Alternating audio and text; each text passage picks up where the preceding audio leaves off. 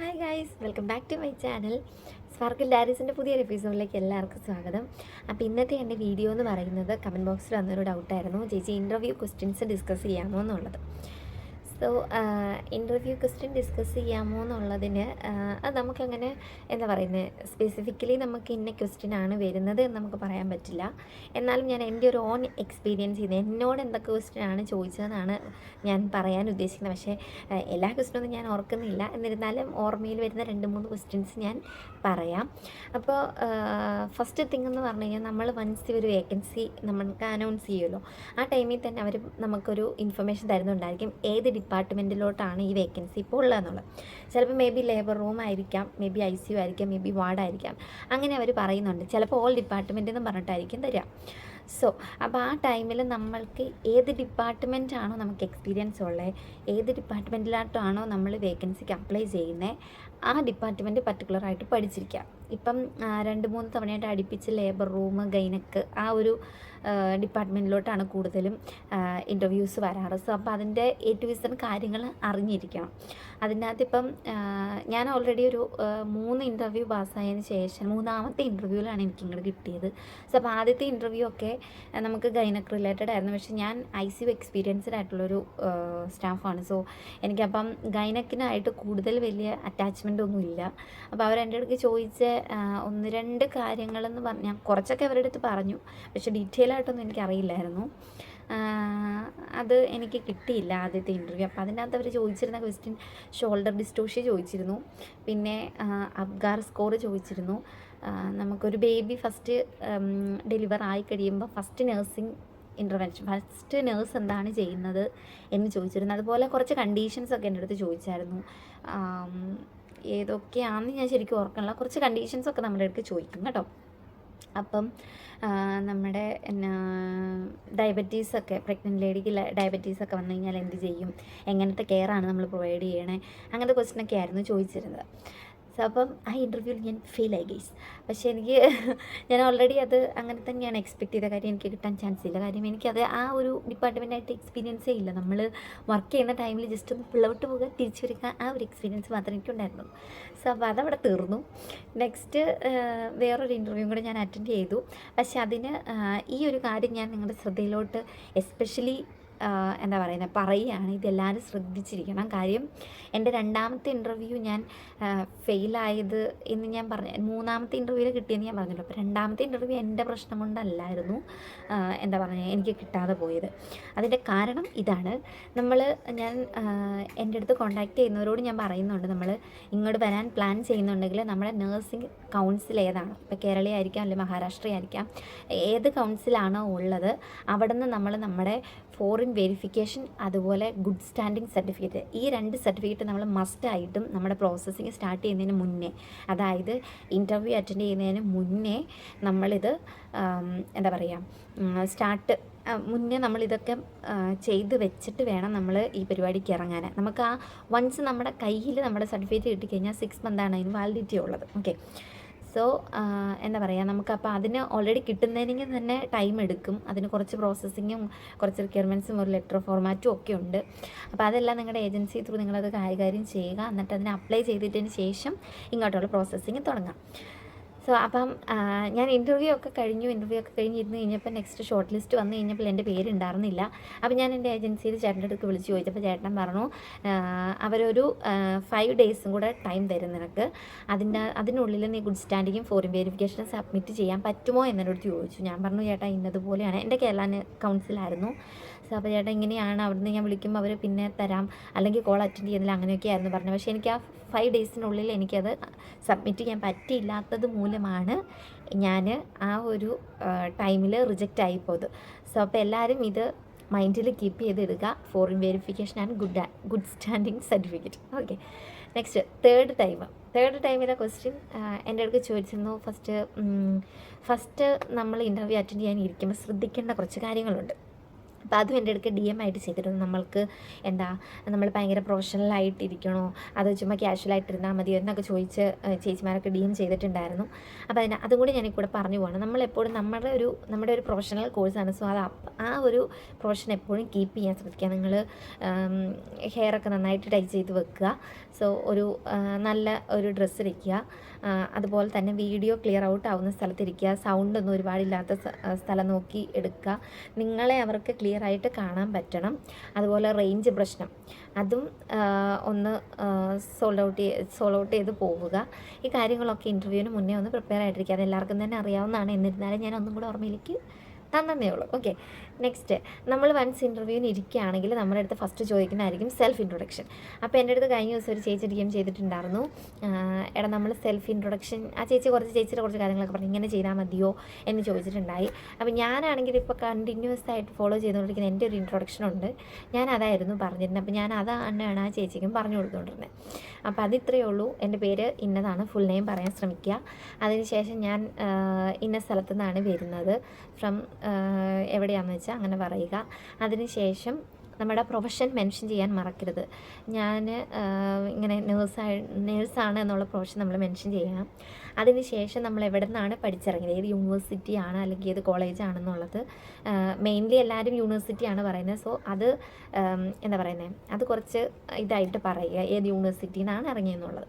അതിനുശേഷം നമ്മുടെ എക്സ്പീരിയൻസ്, നമ്മൾ ഇത്ര നാളത്തെ എക്സ്പീരിയൻസ് നമുക്കുണ്ട്, ഇന്ന ഡിപ്പാർട്ട്മെൻറ്റിൽ ഇത്ര നാളായിട്ട് ഞാൻ വർക്ക് ചെയ്യുകയാണ് എന്ന് പറഞ്ഞിട്ട് വൈൻഡപ്പ് ചെയ്യുക. അത്രയേ ഉള്ളൂ ഇൻട്രൊഡക്ഷൻ പറയേണ്ടത്. ഒരുപാട് ഇലാബറേറ്റ് ചെയ്ത് പറയേണ്ട കാര്യമൊന്നുമില്ല കേട്ടോ.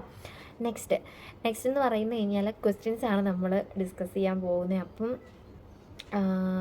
ഞാൻ എൻ്റെ അടുത്ത് നിന്നുള്ള ഓൺ എക്സ്പീരിയൻസാണ് ഞാൻ പറയുന്നത്. പക്ഷേ എനിക്ക് ഒരുപാട് ക്വസ്റ്റ്യനൊന്നും ഓർമ്മയില്ല. എന്നാലും ഒത്തിരി ക്വസ്റ്റ്യനൊന്നും അവർ ചോദിക്കുന്നില്ല. മാക്സിമം ഒരു 20 to 25 മിനിറ്റ്സ് അത്രയേ ഉള്ളൂ. പക്ഷെ നമ്മൾ പ്രിപ്പയർ ആയിട്ടിരിക്കേണ്ടത് ഹാഫ് ആൻ അവറിലേക്കാണ് പ്രിപ്പയർ ആയിട്ടിരിക്കേണ്ടത്.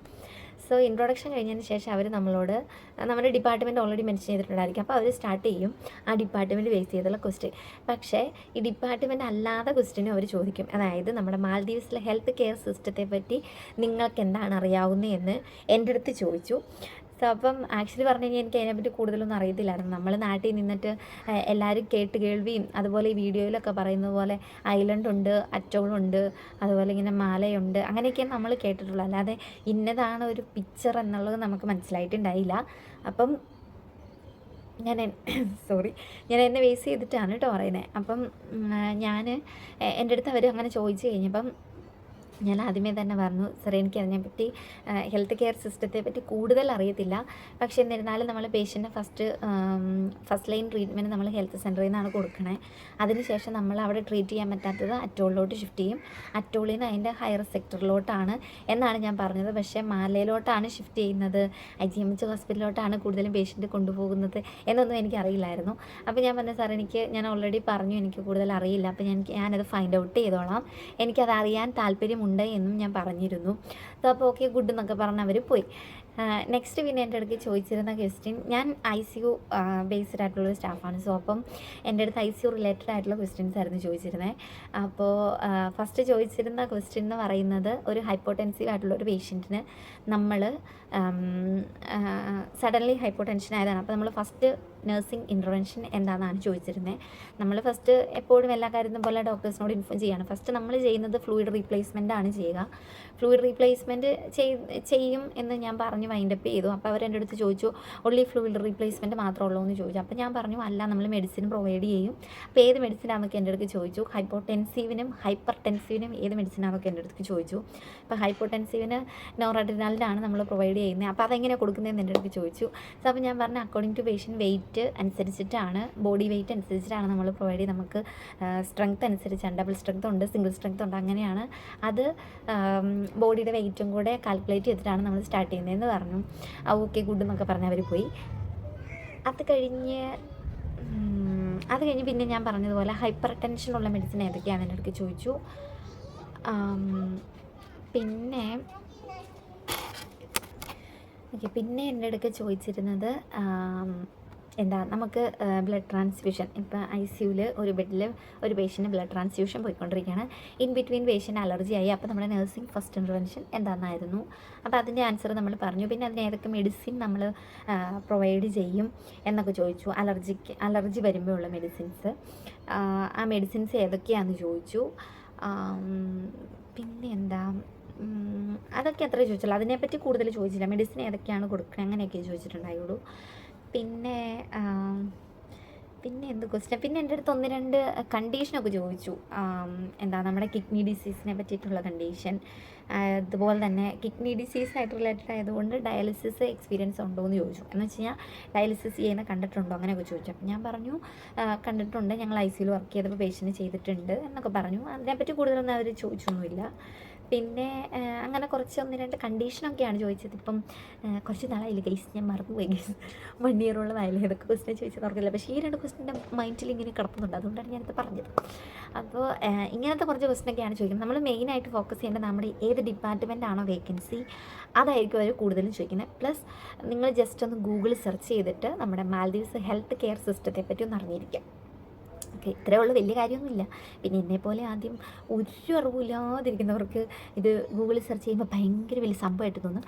ഒന്നുമില്ല, നമ്മൾ ഫസ്റ്റ് ഹെൽത്ത്, നമ്മൾ ഓരോ ഐലൻഡുകളാണല്ലോ. അപ്പോൾ ഫസ്റ്റ് നമ്മൾ ഹെൽത്ത് സെൻറ്ററിലാണ് ട്രീറ്റ്മെൻറ്റ് കൊടുക്കുന്നത്. നമുക്കവിടെ മാനേജ് ചെയ്യാൻ പറ്റത്തില്ല, നമുക്ക് ഇച്ചിരി കൂടിയ ട്രീറ്റ്മെൻറ്റ് വേണമെന്നുണ്ടെങ്കിൽ നമ്മൾ അറ്റോളിലോട്ട് ഷിഫ്റ്റ് ചെയ്യും. അറ്റോളിൽ നിന്ന് നമുക്ക് അതിലും കൂടുതൽ, അതായത് വെൻറ്റിലേറ്റർ സപ്പോർട്ടൊക്കെ വേണം, അങ്ങനെയുള്ള കേസസ് ഒക്കെ ആണെങ്കിൽ നേരെ നമ്മൾ മാലയിലോട്ടാണ് ഷിഫ്റ്റ് ചെയ്യുന്നത്. അതിനിവിടെ ഇങ്ങനെ ഹയർ പൊസിഷനിലോട്ടാണ് ഇവരുടെ ഒരു ഹെൽത്ത് സെക്ടറിൻ്റെ ഒരു പോക്ക്. ഓക്കെ, അപ്പം അത്രയേ ഉള്ളൂ ഇവിടുത്തെ ഒരു കാര്യങ്ങളൊക്കെ പറയും. ഇത് ഇങ്ങനെ റിലേറ്റഡ് ആയിട്ടുള്ള ക്വസ്റ്റ്യൻസൊക്കെയാണ് ചോദിക്കുന്നത് കൂടുതലും. അപ്പം എല്ലാവരും പ്രിപ്പയർ ആയിട്ടിരിക്കുക. അപ്പം എന്താ പറയുക, IGMH ഹോസ്പിറ്റലിലോട്ടുള്ള ഇൻ്റർവ്യൂസൊക്കെ എന്താ പറയുക വരാൻ പോകുന്നു സൂൺ. എന്നാണെന്ന് ഡേറ്റ് കൺഫേം ആയിട്ടില്ല. അപ്പോൾ ആർക്കെങ്കിലും വരാൻ താല്പര്യം ഉണ്ടെങ്കിൽ ഞാൻ ആദ്യം പറഞ്ഞതുപോലെ ഇങ്ങോട്ടേക്ക് വരാൻ മനസ്സിൽ ഫിക്സ് ചെയ്തിരിക്കുന്നവരാണെങ്കിൽ ഫസ്റ്റ് നമ്മുടെ ഗുഡ് സ്റ്റാൻഡിങ്ങും ഫോറിൻ വെരിഫിക്കേഷൻ സർട്ടിഫിക്കറ്റ് അപ്ലൈ ചെയ്തിടുക. അതിന് അപ്ലൈ ചെയ്തിടണം എന്നുണ്ടെങ്കിൽ നിങ്ങൾ ഏത് ഏജൻസിയാണോ പോകുന്നത്, നിങ്ങൾ ഏത് ഏജൻസിനെയാണോ കോൺടാക്ട് ചെയ്യുന്ന ഈ കാര്യങ്ങൾക്കായിട്ട് അവരുടെ അടുത്ത് ചോദിച്ച് മനസ്സിലാക്കി നേരത്തെ അപ്ലൈ ചെയ്തിടുക. അത് കിട്ടിയില്ലെങ്കിൽ നമുക്ക് കിട്ടത്തില്ല കേട്ടോ. സോ അപ്പോൾ ഇത്രയൊക്കെ ഉള്ളൂ ഇൻ്റർവ്യൂ ബേസ്ഡ് ആയിട്ടുള്ള ക്വസ്റ്റ്യൻസ്. നമുക്ക് എല്ലാം ഡിപ്പെൻഡ്സ് അപ്പോൺ പേഷ്യൻ്റാണ്, അതായത് ഇൻ്റർലോക്യൂട്ടർ അനുസരിച്ചിട്ടായിരിക്കും നമ്മളോട് ചോദിക്കുക. എന്നിരുന്നാലും നമ്മുടെ ഡിപ്പാർട്ട്മെൻറ്റ് ഏതാണോ അതിനെപ്പറ്റി കാര്യങ്ങളൊന്ന് റിവൈസ് ചെയ്യുക. നമ്മൾ നഴ്സിംഗ് പഠിച്ചത് അവരെവിടെ നിന്നാണ് ക്വസ്റ്റ്യൻ ചോദിക്കുന്നതെന്ന് അറിയില്ല. സോ അപ്പോൾ അതൊക്കെ ഒന്ന് ജസ്റ്റ് ഒന്ന് ഓർത്ത് വെക്കുക, ഒന്ന് മൈൻഡിലൊന്ന് റീസ്റ്റോർ ചെയ്ത് വെക്കുക, എന്നിട്ട് ഇൻ്റർവ്യൂ അറ്റൻഡ് ചെയ്യുക. എല്ലാവർക്കും കിട്ടും, ഒരു കുഴപ്പമില്ല. ഞാൻ ഈ പറഞ്ഞതുപോലെ ഗുഡ് സ്റ്റാൻഡിങ്ങിൻ്റെ കാര്യം മറക്കരുത്.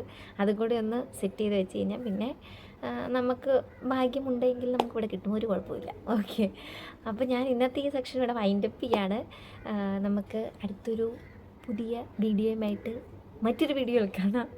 അപ്പോൾ അതുവരേക്കും സ്റ്റേ ട്യൂൺ. ബൈ.